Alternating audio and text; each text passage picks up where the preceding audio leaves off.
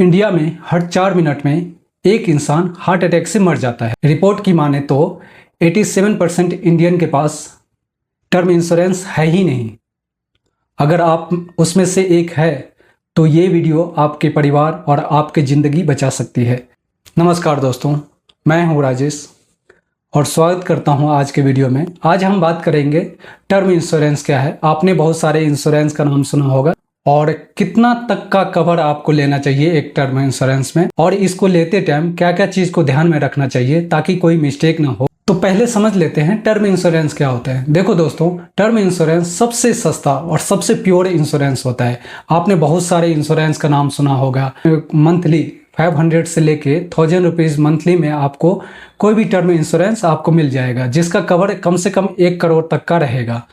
मान के चलिए आपका सैलरी 5 लाख रुपया सालाना है, तो आपका जो टर्म इंश्योरेंस होना चाहिए सैलरी के एनुअल सैलरी 15 से 20 गुना आपका एनुअल सैलरी का टोटल टर्म इंश्योरेंस का कवर होना चाहिए। तो सबसे पहले समझ लेते हैं टर्म इंश्योरेंस क्या होता है। मान लीजिए दोस्तों कि आपका 5 मेंबर का फैमिली है, उसमें आप अकेले कमाने वाले हैं और सभी का खर्चा जो है आप अकेले मैनेज कर रहे हैं। गौर ना करें कि कुछ हो जाता है आपको, तो आपके फैमिली का खर्चा कौन देखेगा। तो इसके लिए बहुत ही सस्ता में कि 500 रुपया से 1000 रुपया तक आप मंथली इंश्योरेंस प्रीमियम देते हैं। मैक्सिमम 1000 रुपया होगा और कवर के ऊपर डिपेंड करता है। और गौर ना करें कि आपको कुछ हो गया, 30 साल तक आप मान के चलिए वो जमा किए, कुछ हो गया आपको, तो इंश्योरेंस कंपनी की तरफ से आपको 1 करोड़ रुपया दिया जाएगा आपके फैमिली को, और आपको कुछ नहीं होता है तो ये समझ लीजिए कि वो इंश्योरेंस वेस्ट हो जाता है। तो जस्ट इतना ही समझ लीजिए कि अगर आप मान के चलिए वो इंश्योरेंस नहीं लेते हैं और बाय चांस ना करें, गौर ना करें कि आपको कुछ हो जाता है, तो आपके पीछे जो आपके फैमिली रहता है उसको कितना ज़्यादा तकलीफ होगा, वो कितना प्रॉब्लम्स का सामना करेगा, वो उसके लिए कितना भारी प्रॉब्लम आ जाएगा आपके जाने के बाद।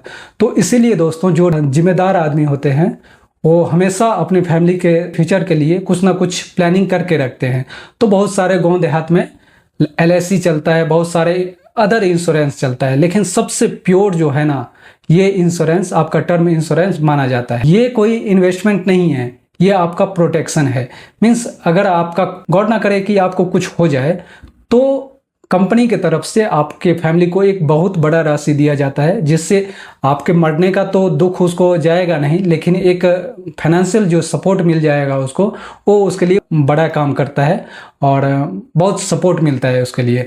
अब समझ लेते हैं कि टर्म इंश्योरेंस आपको कितने तक का लेना चाहिए। देखिए दोस्तों, अभी इन्फ्लेशन के हिसाब से 8 से 10% इंडिया का इन्फ्लेशन है, सब कुछ को अगर कंबाइंड किया जाए। अगर मान के चलिए अभी आपका सैलरी जो है 40,000 रुपया, जिसमें आप 20 या 25,000 में घर चला लेते हैं, लेकिन आने वाले 10 या 20 साल में ये 40,000 रुपया कुछ भी नहीं रहेगा आपके लिए। वो 10,000 या 20,000 के बीच में आप खर्चा करके नहीं कर पाएंगे। जो अभी 20,000 है, आने वाले 10 साल के बाद जाके वो 50,000 रुपया हो जाएगा, 1 लाख रुपया हो जाएगा। हो सकता है उसके साथ साथ आप लोगों का इनकम भी बढ़ेगा, लेकिन ऐसे करके इन्फ्लेशन बढ़ेगा हमेशा। तो मैं बता रहा था कि अगर मान के चलिए आपका सालाना 5 लाख रुपया इनकम है, तो आपके पास इसका 20 गुना टर्म इंश्योरेंस का कवर होना चाहिए। ये आप कहीं पर भी रिसर्च करेंगे ना तो आपको इजीली मिल जाएगा।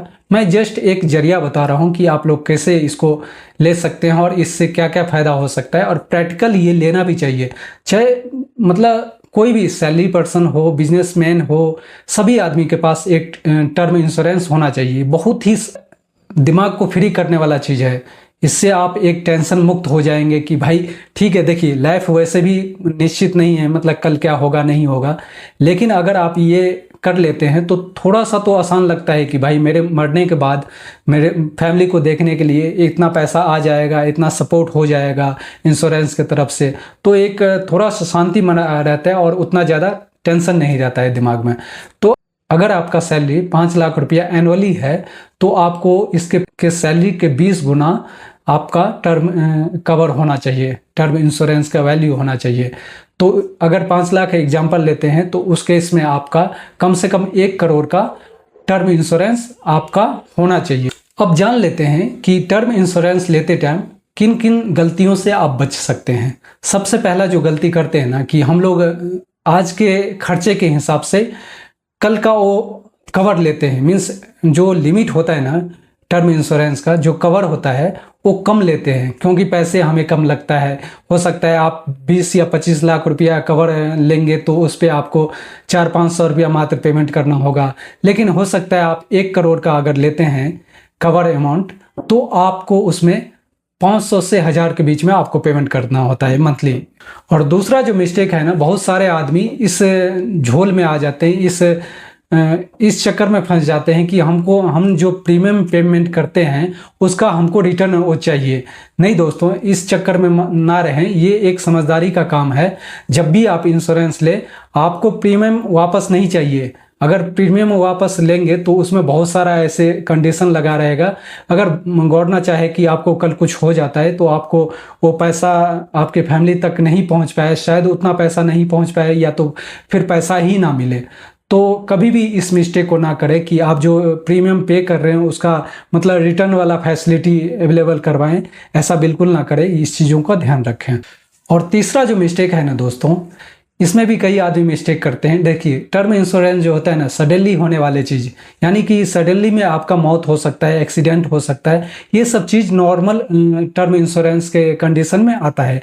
लेकिन आप उसी में अगर मान के चलिए आपका कोई बीमारी हो गया, कोई मतलब बड़ा बीमारी हो गया, तो अगर उसको इंक्लूड करते हैं ना, तो एक बड़ा मिस्टेक है, उसको इंक्लूड नहीं करना चाहिए। उसके लिए आपको अलग से हेल्थ इंश्योरेंस लेकर रखना चाहिए।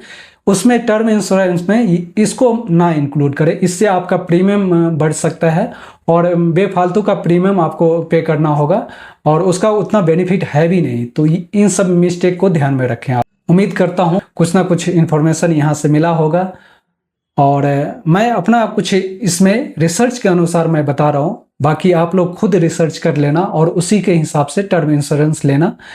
ऑनलाइन भी सर्च करेंगे, जिसका क्लेम रेशियो ज़्यादा होता है वो ज़्यादा ही मतलब कभी दुर्घटना या एक्सीडेंट होता भी है तो उसमें ज़्यादा ही क्लेम करने का चांस बनता है। अब भी लेने से पहले इसको रिसर्च एक बार ज़रूर कर लीजिएगा।